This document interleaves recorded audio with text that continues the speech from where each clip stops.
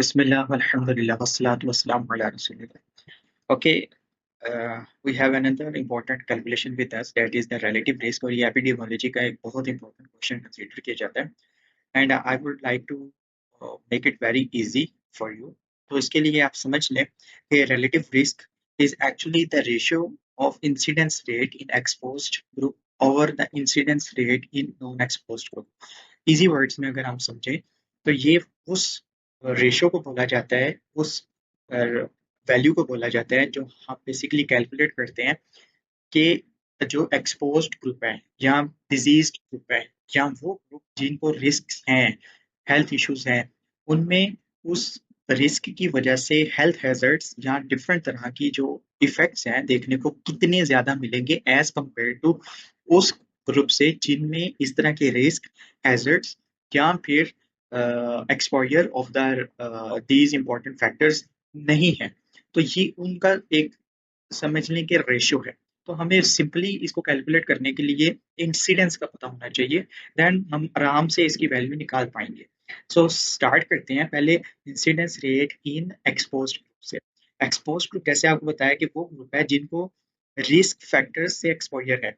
तो उसमें बेसिकली जो डिजीज्ड ग्रुप है वो ग्रुप जो कि बीमार हो चुका है या होने वाला है, जिनको प्रॉब्लम हो सकती है, उनको हमने एक्चुअली कैलकुलेट करना है। तो उसके लिए हमने देखना ये है कि कितने बीमार हो चुके हैं और टोटल कितने थे। फॉर एग्जांपल हमारे पास 100 लोग थे, उसमें से 50 लोग बीमार हो गए, तो 50 डिवाइडेड बाय 100 से अगर हम मल्टीप्लाई करेंगे तो हमारे पास इंसिडेंस रेट इन एक्सपोज्ड आ जाएगा।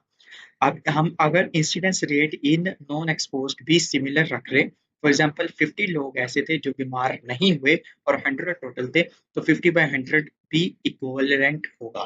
तो सिमिलरली हम इसको एक एग्जाम्पल से भी समझ लेते हैं कि कैसे इसको कैलकुलेट किया जा सकता है।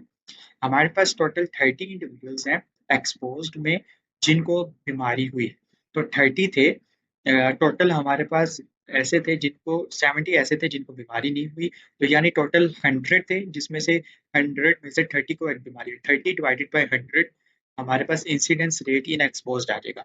इसी तरह हमारे पास 100 इंडिविजुअल्स ही नॉन एक्सपोजर ग्रुप में थे, उसमें से 10 इंडिविजुअल्स को बीमारी हुई और 90 को नहीं हुई।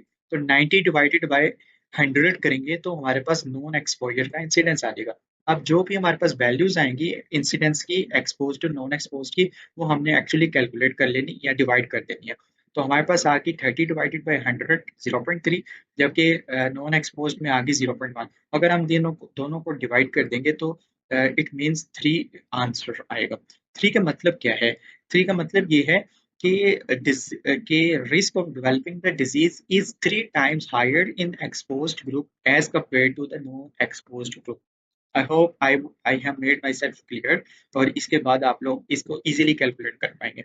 इसके डिफरेंट फॉर्मूलाज भी होते हैं जो कंटीजेंसी टेबल 2/2 से आप कैलकुलेट कर सकते हैं, जो आपने अपने बुक्स में पढ़ा होगा। A divided by A plus B से इंसिडेंस ओवर एक्सपोज्ड हम निकाल पाएंगे, और incidence in non exposed C over C by D को हम कैलकुलेट करेंगे तो इंसिडेंस आ जाएगा। और रिलेटिव रिस्क का ये एक फॉर्मूला जनरली अप्लाई होता है, जो मैंने आपको इजी वर्ड्स में समझा दिया है। इसको अगर आप याद ना भी रखें, that can not be a big issue.